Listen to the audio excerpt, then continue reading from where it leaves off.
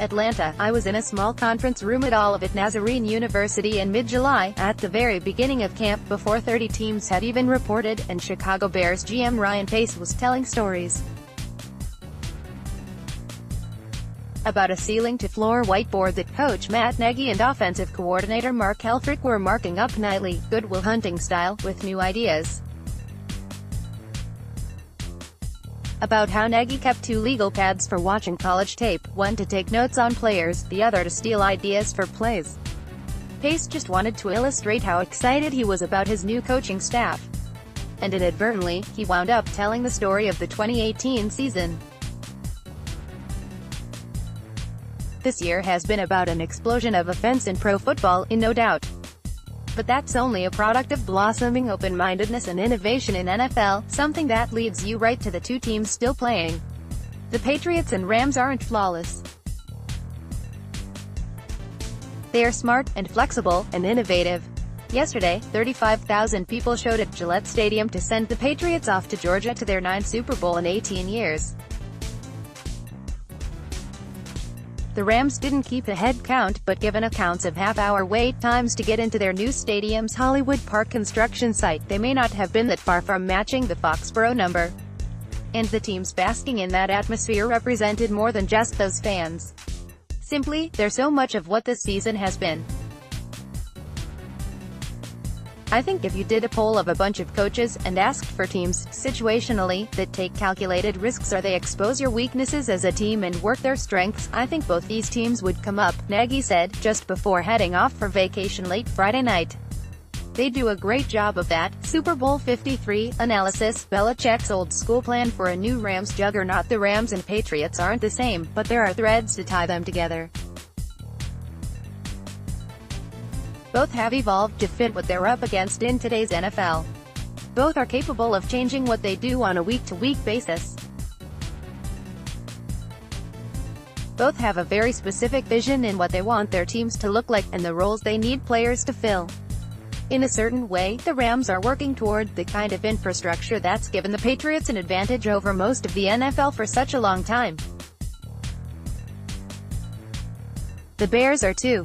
And that was my big takeaway, after getting Nagy to break down the matchup. He's one of only two playoff coaches to have played both teams this year, and asking him specifically what impresses him most about LA and New England. I can tell you right now, it's easy, Nagy said. They're both extremely well-versed in situational football, which I love. Their situational football, how they attack each game each week, their week-by-week game plan specific. They will adjust how they call a game both on offense and on defense based off your personnel. They do a great job with that. So to me, situational football is so huge in this game. It always has been in New England. It is in a lot of other places now too, Sean McVay's Los Angeles included. We're on the ground in Atlanta, and we've got a lot to get to in the second-to-last MMQB of the 2018 season, including what the Rams making it here in year 3 means in the grand scheme of things, as part of the NFL's return to Los Angeles after 2 decades away. What's next for the conference finalists that lost last Sunday? An inside look at what a player is trying to accomplish at the Senior Bowl.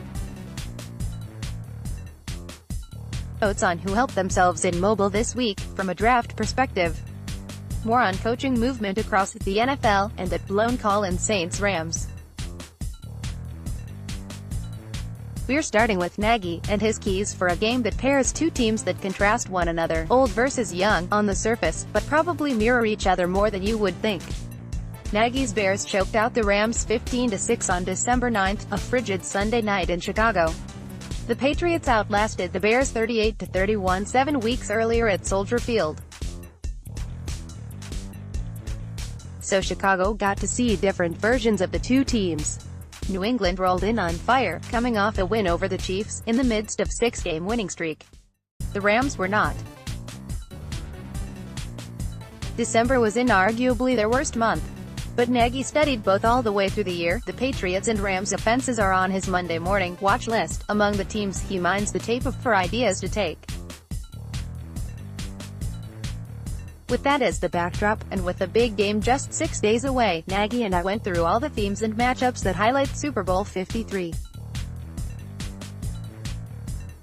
Here are a few of those. The Patriots' big boy look unlocks their versatility. New England has quietly become a power-running team behind a mammoth offensive line, fullback James Devlin and an army of backs led by rookie Sony Michel. And their ability to toggle between that look and Tom Brady piloting a shotgun spread makes them a you-know-what to deal with on a down-to-down basis. It's like, you're gonna do this, we'll do that. You're gonna do that, we'll do this, said Nagy. They can spread you out in 5 wide, and slice and dice you, then they can say, we'll play big boy ball, put the fullback in the game and pound you with the run and play action. If they can do both, spread them out in empty and get the run game going with the fullback, that's gonna be a big-time advantage. That, by the way, makes these Patriots a little different from other recent versions, and lightens the burden on Brady of carrying them. The Rams are different but similarly tough to deal with. The foundation of what McVay does is very Shanahanian, marry the run game to the passing game, and make lots of different things look the same. That transfers the pressure to be complex to defend from the players to the coaches. It's just a matter of doing 3 or 4 things out of the same look, which makes it hard, Nagy said. And unlike the RPO teams, where you're doing all this stuff in the gun, and going that route making things look the same, McVay does it from under center. And that's where I think it's unique, whether it's a stretch zone or a naked or a screen or a shot with max protection, it's really hard to defend those at the same time. And when you get the run game going as well with those guys, it's difficult. Super Bowl 53, what's so important about Super Bowl jersey color? Everything, what I've seen, and what I think he's done such a great job of is, offensively, he never deviated just because maybe it didn't work one week or another. He just sticks to it and puts a little twist. This, by the way, is a big reason why Mike Shanahan, under whom McVay coached with Washington, always gave Belichick trouble.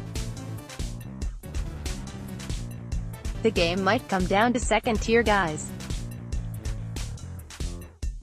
When I asked Nagy about stars like Todd Gurley and Brandon Cooks matching up on the New England defense, he said, they'll have a good plan for those guys, for sure.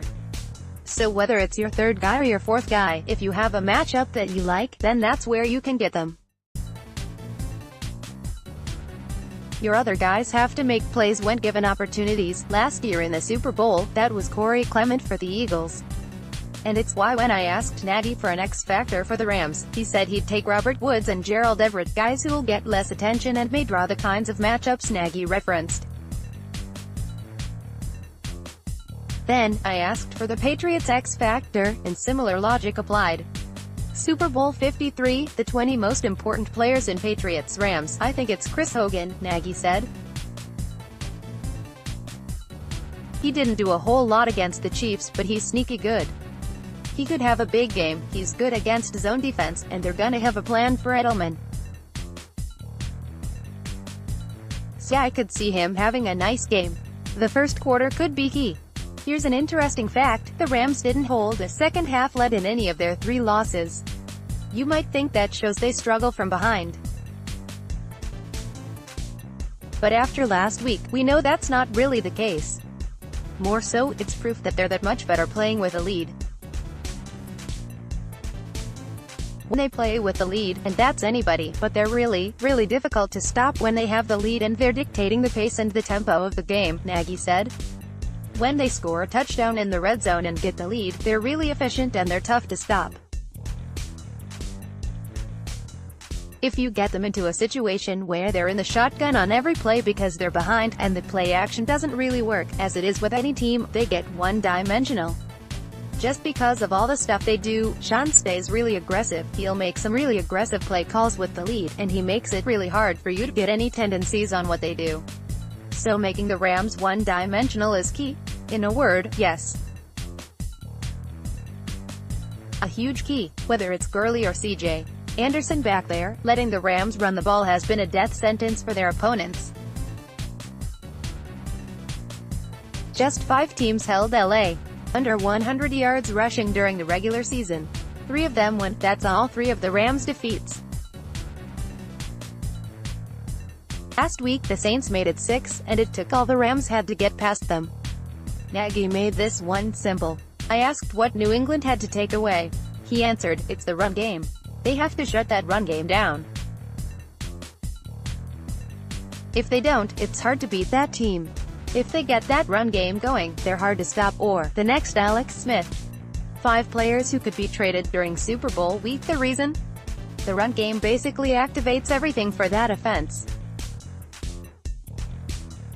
And Jared Goff is better throwing off run action, via both traditional motion and jet motion, than he is in the drop-back game. Circle 99. You get Nagy going on Aaron Donald, and 99 is just on another level. The way he played this year, I mean, if you don't know where he's at on every play, you're in trouble. I go back to when we were getting ready to play the Rams. What I saw from watching Aaron Donald, even if he wasn't making plays, you always had to prepare yourself. And when you first start getting comfortable, and think you've got him taken care of, he always finds a way. Simply put, the Rams have to beat the Patriots the way the 2007 and 11 Giants did, or Wade Phillips' Broncos did, or the way the Eagles did at the end of last year's Super Bowl, by going up Main Street. If they can get inside pressure on Brady, they're in business. They need to win the battle up front. Their defensive line has to win their one-on-one matchups and get pressure on Brady, Nagy said. If they can get pressure on Brady, as with any quarterback, they'll have a chance. If you don't get pressure on Brady, you don't have a shot. Super Bowl 53, Todd Gurley, the Tarboro T in the making of an NFL running back. Nagy will be back from a few days off next week for NFL honors, and then he'll beat it out of Atlanta before kickoff. But that doesn't mean he's not going to watch the game. He's planning to tune in, as much to see what more he can take from the two teams playing as anything. It is painful, but I kind of like it because it makes you want to get to that point, he said. Like I said, you'll never ever see me watching a Super Bowl game from the stands. I won't be at a Super Bowl that I'm not on the sidelines for. So that's easy, but I will watch it on TV.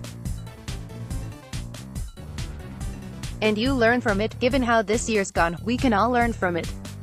Ken Demoff's daughter came home from her 6th grade class on Friday with a story that probably made the Rams COO feel pretty good. And this time it wasn't about his little girl, but some of the other kids there. They had a fire drill at their school, and one class came out, and it was a Goff, followed by Gurley, Goff, Gurley, and then I think a Patriots jersey, Demoff said Sunday. He was saying, 6 kids in a row were wearing jerseys.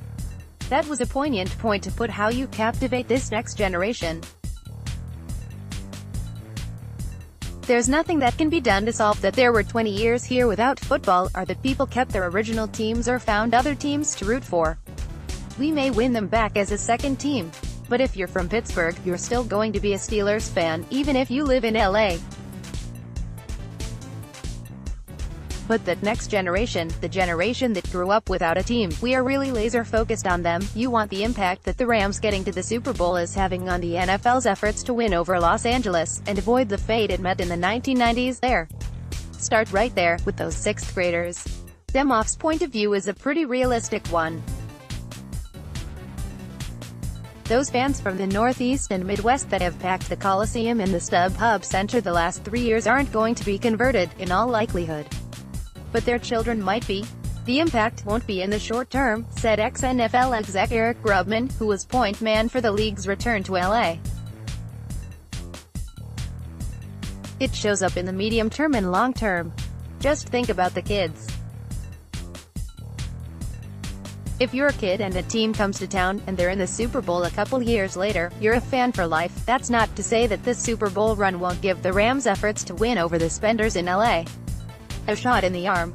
In fact, even if the upside is somewhat limited, the timing really couldn't be much better.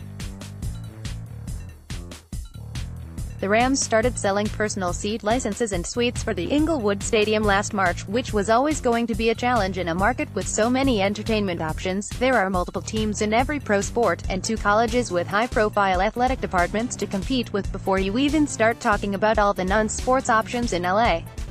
What makes it even tougher is that just being good sometimes isn't good enough. Being compelling matters too, and being hot is ideal. The Showtime Lakers were the definition of that.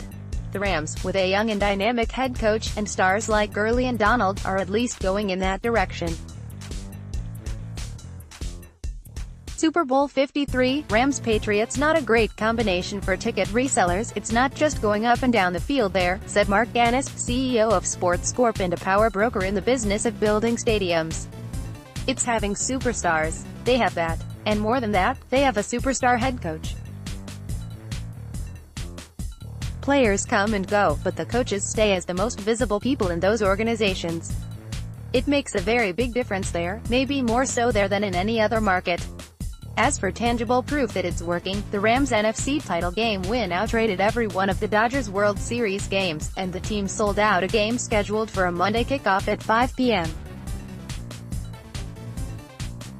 local in 5 days, when the league moved the Chiefs game back from Mexico City on short notice. The Rams led the NFL this year in ratings increase. They led the league in attendance increase. Is it New York or Boston or Philly? No, it's not, and it won't be that.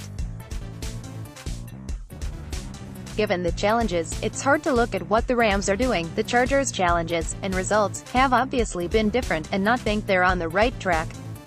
What happened in Los Angeles is what the NFL expected. People played fantasy football and watched Sunday Ticket and followed their favorite teams and became fans of the league more than any team, or if they had a team, they kept their team, Demoff said. And you have to change those habits to get people to come on Sunday to our stadium and tailgate and be part of it. It's changing habits as much as it's creating fans. That doubles the challenge. It's one thing to get people to buy into you, it's another to change what they've done for a long time. That slowly happened in LA. Having a team in the Super Bowl can only accelerate the effort to make the city a football market.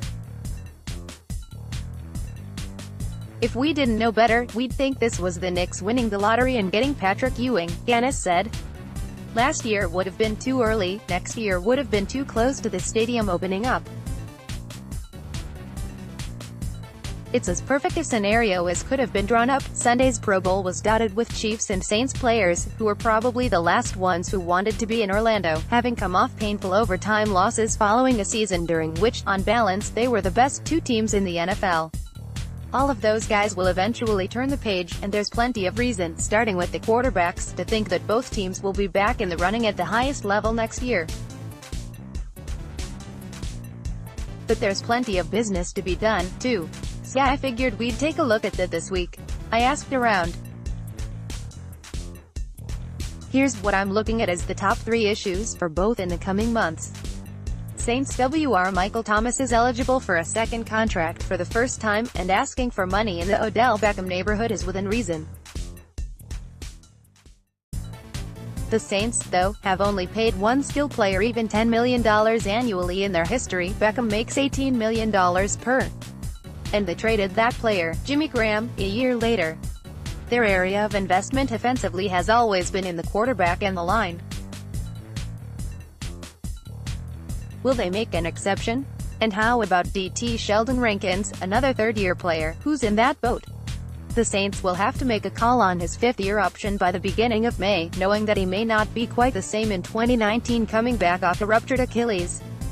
Does the team explore an extension, knowing it might get a discount? Is that worth the risk given the injury? The quarterback situation needs to shake out. Drew Brees is due an $11.9 million roster bonus in March. The Saints will presumably pay that. Do they make an effort to keep Teddy Bridgewater, for whom they traded a third-round pick with Taysom Hill still more a curiosity as an actual quarterback? Complicating things is that the team would be hard-pressed to draft a QB, given that they have no first, third or fourth-round pick. RB Mark Ingram, an 8-year street, is a free agent. He'll be 30 in December and has some wear on his wheels. But he fuels a power running game that's a perfect complement to what his backfield mate Alvin Kamara brings to the table. If the Saints lose Ingram, it feels like they'll lose a little of their personality. And they do want him back. But at what price? Chiefs WR Tyreek Hill, like Thomas, is eligible for a new contract, and worthy of being paid at the top of the market. The Chiefs set the floor for him last year in giving Sammy Watkins, who was far less productive this year than Hill, a 3-year, $48 million deal. They know this is going to cost them.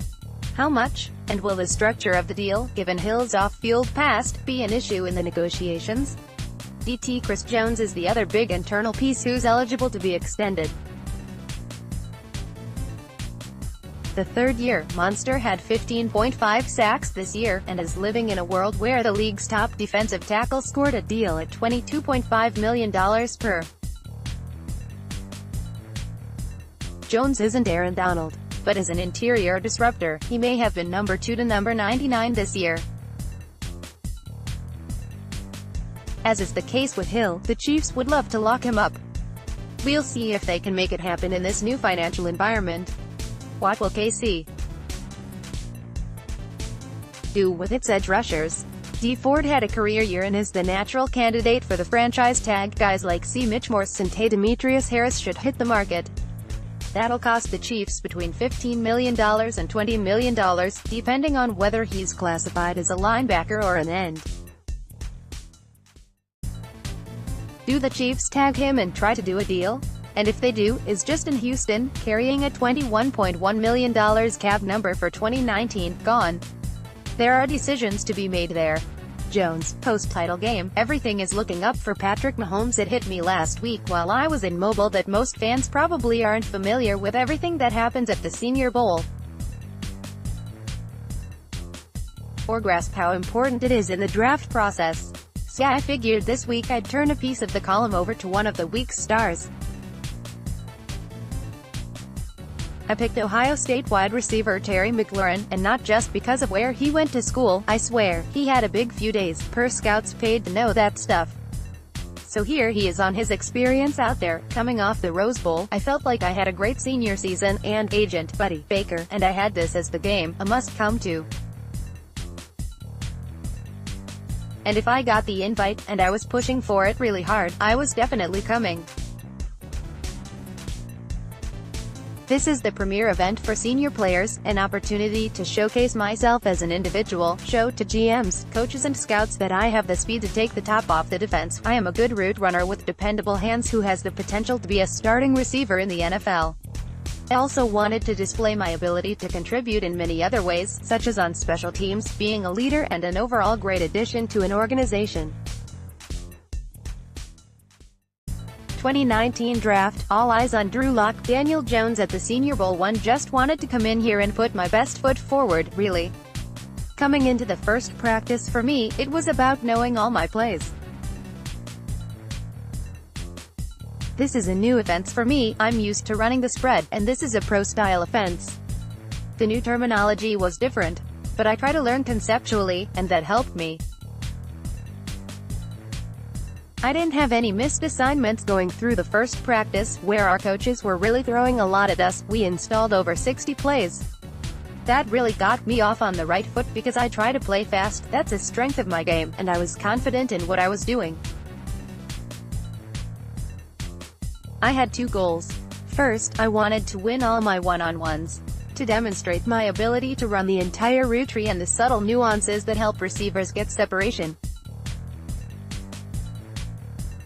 At Ohio State we had a lot of great receivers, and I wanted to confirm in the eyes of NFL decision-makers that I'm a complete wide receiver who has the potential to be a key part of an NFL organization. And second, I wanted to be a starter on special teams on Saturday, and I'm starting on all the special teams in the game. I learned in college that special teams flip the field. And in the NFL, you have a 53-man roster, but with only 46 active on game day. That doesn't leave a lot of spots. So if you take 22-11 on offense, 11 on defense, then the kicker, the punter and the long snapper, you get into a numbers game. To make the 46-man roster, you have to contribute on more than just offense or defense. If I want to excel and stay in the league for a long time, then I have to be able to play on special teams. And I don't look just to play on them, I look dominate on them. I hope leaving mobile. The Raiders coaches. Oakland's staff coached the North team. They would say, he's a smart football player, the kind of guy we need on our team who can make an impact at both receiver and special teams, and he's a leader, someone who improves our locker room. I hope they see me as a guy who picked up their system quickly, is energetic and unselfish. Just a guy that loves football. Because that's the kind of player and teammate I want to be known as.